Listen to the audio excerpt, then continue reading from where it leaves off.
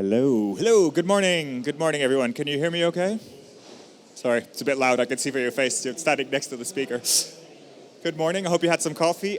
Just wanted to introduce myself. My name is Miguel Neves, and I am the host here at the Brand and Buzz stage.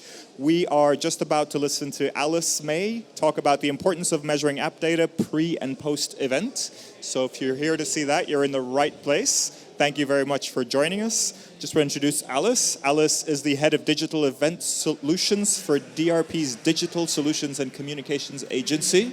Yeah. She has a keen interest on pushing innovation, new technologies to help drive engagement and find unique and different ways of delivering that. Quite a bio. Thank you very much, Alison, for being with us today.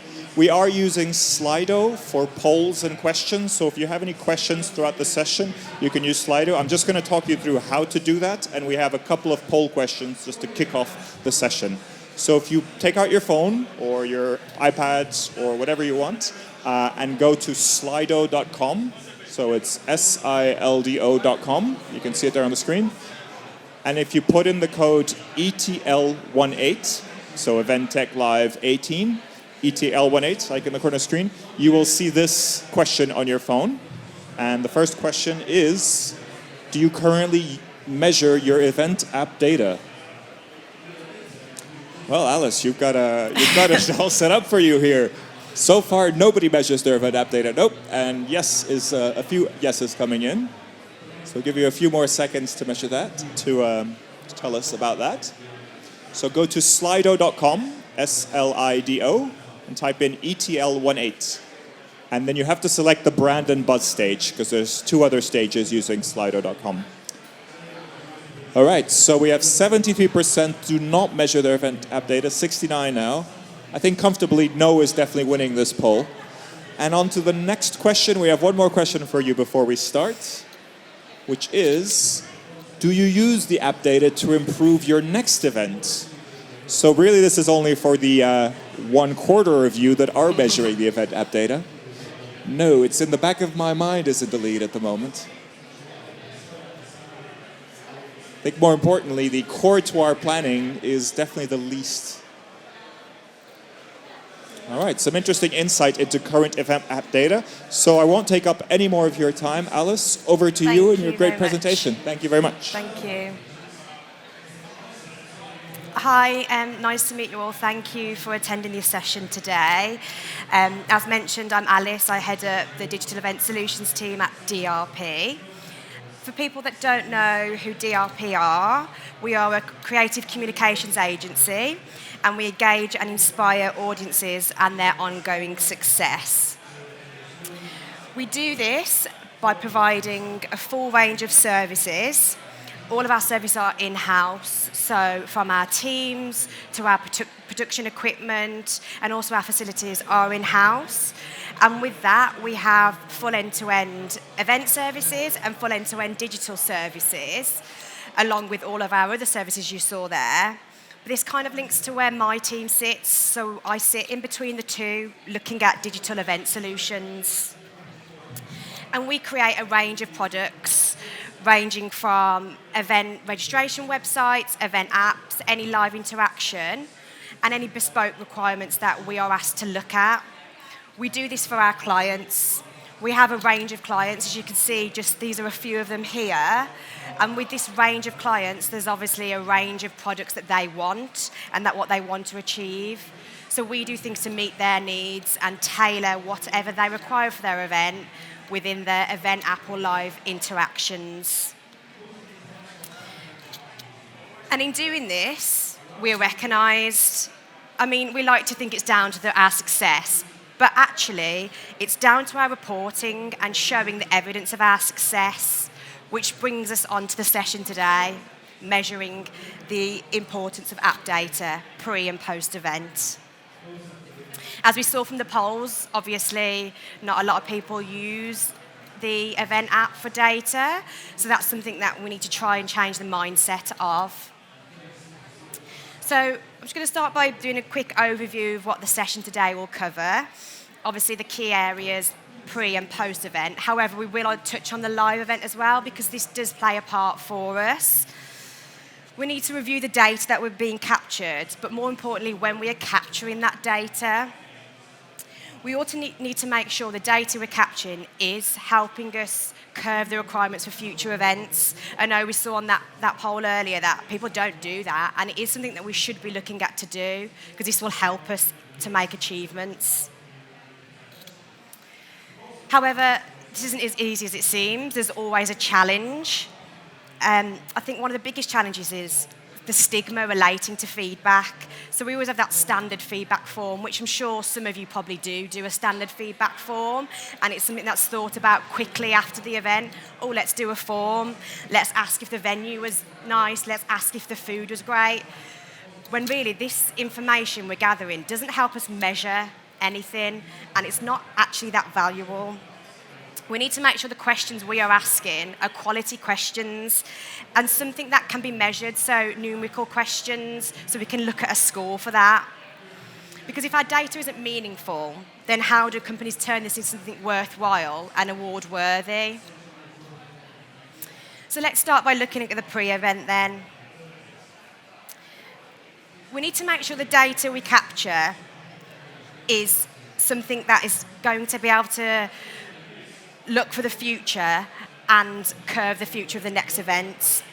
Firstly, we need to set achievable targets, because without targets, what are we measuring against? We need to always be asking why and asking questions to audience so we can work out how we're going to change their mindset. We need to look at what success is, because if we don't know what constitutes the success, how are we going to gain that? And most importantly, it's about being smart. It's setting these smart objectives from the outset and also refocusing to these objectives throughout. So we need to set benchmarks before we start the event. And a pulse check's a great way of doing this. But as we mentioned before, it's not those questions that aren't actually going to help us. It's looking at the key information we want from the audience and setting those questions at the beginning, numerical questions so we can measure this. It's also about making sure those questions are not for a closed audience. These questions need to be sent out to the whole company and everyone can answer them, and it's not just fixed to those people attending the event. Because with this information then, we can implement this and analyse it for the future.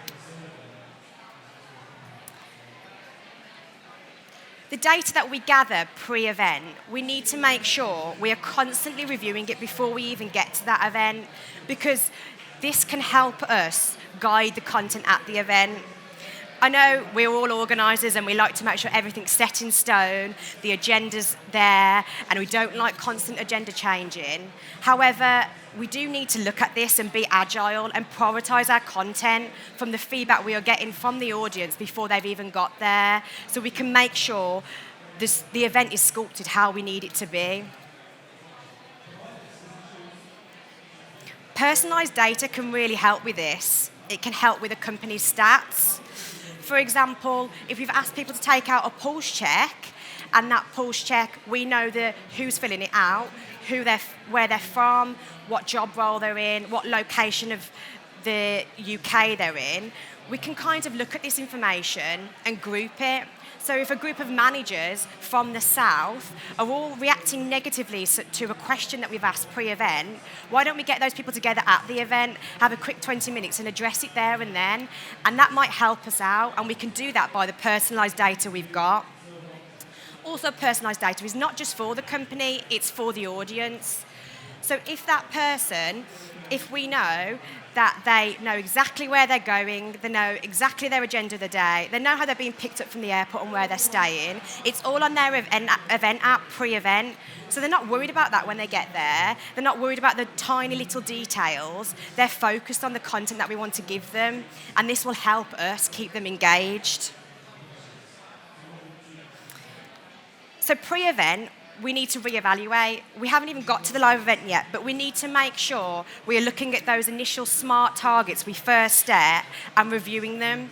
And if those objectives now aren't right, we need to be setting new ones and changing the content and making sure we're constantly realigning to this.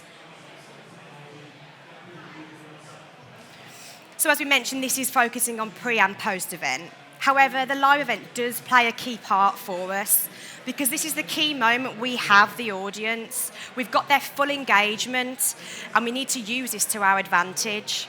We need to withdraw all the key ideas from them and keep addressing it and responding to it on the day. Real-time feedback is great for this because the audience can see that we are engaged with them. It can be simple as after every session, they're asked to get out their event app and submit an emoji of how they're feeling after that session or at set points in the day. And someone can be looking at that and reviewing it constantly. So if something needs addressing, then we can address it there and then. And we're not saying you need to drastically overtake the agenda of the day, but you can supplement presentations by looking at this feedback. And also, this kind of thing can help for the future because we know if Joe Bloggs had got a really bad reaction, his presentation didn't go down well, then he's not to be looked about in the future. We need to look whether he should be presenting in the future because he's got a really bad reaction. It's about being flexible and showing our audience that we are listening constantly. We are addressing issues firsthand and they can see we're engaged with them. And if we're engaged then, we can hold this engagement for moving forward. So this is where we get to the post-event then. We need to reinforce that engagement with the audience. Again, we're all organisers. We find it really hard not to have a 100% signed off plan and know what exactly we are doing for the cascade. But we shouldn't do that because we need to be using the data and information we have pre and post-event to help us look at how we are going to form the requirements of this cascade. It can help us sculpt what we're going to do, how we're going to give out this information and what our plan is.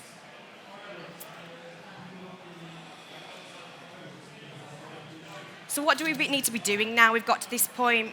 We need to carry out that same form that we carried out at the very, very beginning. We need to bring it back and hopefully we will see a shift in a positive way. But also, we can add to that form now. We can add impactful questions because we've gathered all this feedback and we've constantly been looking at the audience's reaction. So we can add things into that to try and get more out of them. It's also shown that their voice is constantly heard. Just because they're not physically present at that event anymore, we're still listening to what they want and what they see. Again, it's not by asking questions like, was your hotel bed okay? This information, it is useful because we need to know things for future events, but it's looking at that because when is that next future event going to be? We don't know that yet. We want to gather all the information we have, and this will help us curve the next requirements for the events.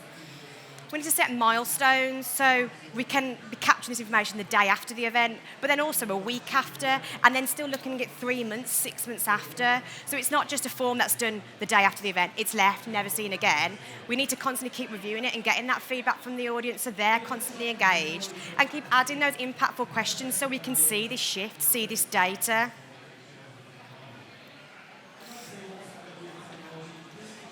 Rounding up all the information we have then, we need to create a report so we can analyse and look at the information. Now, this report can be a template and it can be used for all of our events, showing the clear comparisons of exactly what we've done. And we can kind of need to event score this so we can set targets, new targets, and look at what our original targets were and what our new targets need to be for the future. And also it's going back to that challenge to make sure the next event that we are forming is at the right time, the right place, and when we are capturing data. It's hard. A lot of companies have a set, we're going to do 4 events a year, they're going to be in these locations at these times, and that's set in January. And that 4th event in December, no one knows who's talking at it, what it's going to be about. So why is it set there? The venue's booked, but what are we actually doing? We should be using all this data that we've gathered to make actually when our next event needs to be. Does it need to be a small group of that audience that came before? Does that need to be 2 months after we've done it because we're looking at the information thinking these people need to be seen again? Or does it need to be 6 months because they know it's not about these fixed event life cycles. It's working out, being flexible and agile with what the data we have to help us curve the requirements for the future. This report that we create then, this needs to be really accessible by everybody. It can't be an Excel document with 50 columns and people have got to trail through and find out the information they need. It needs to be a 1-page, concise document that's readable by everybody. showing the clear facts and figures, the event score, the impact that the event has had, pre, post event, on our audience. And with doing this is then something we can measure. We can use this information and we can measure it, and it then makes it award-worthy. It makes our event award-worthy, and it makes the data we've gathered award-worthy.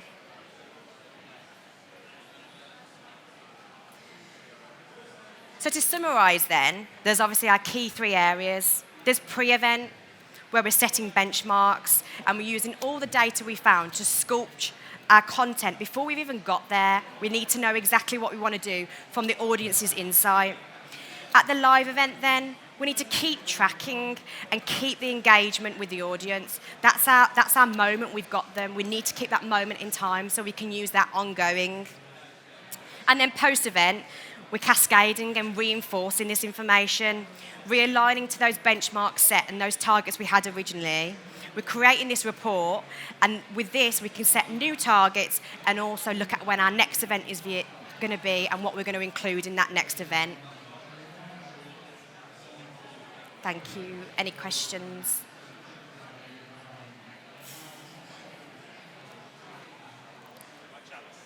Oh. Time. Any questions from the audience or through Slido? I have a microphone. I will use it. Oh. So tell me a little bit more about event reporting, because I was just writing a tweet about it, and I completely agree with you. What does your event report look like? I completely agree that it shouldn't be a 16-sheet Excel sheet. What does your ideal event report look like? I think it depends what the client needs. We've done lots of different things before. One really simple one we did was emojis, and there was different emojis, and it said 50% of people were angry throughout the whole day, and it just literally was just percentages of different emojis, and that's what they wanted as a reporting, because they wanted to just see quickly how people were feeling at set points in the day, and then we did a measure overall as well, and also to hopefully see that shift. So in the morning, people were confused, didn't know what was going on. In the afternoon, they were really happy, they felt engaged. Just little things like that. It depends what the client needs and how much detail they want in their reporting and what they're after. Interesting.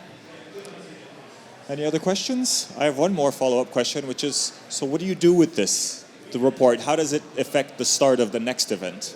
I think it's looking at that, and it's looking at, especially if you've measured people's feelings at each session, some sessions that you might do in every single event, the same presenter talking about the same thing. People are like, we know about this. Every event you're getting a review saying, yeah, they're happy with this subject. You don't need to do that in the next event. You need to look at different and see where there actually is people need more understanding. So make that session longer. Excellent. Thank you very much. Last chance, if you want to come and speak to Alice, I think she'll be here for the next few minutes. Yes, I'll be around. So round of applause for Alice. Thank you very much.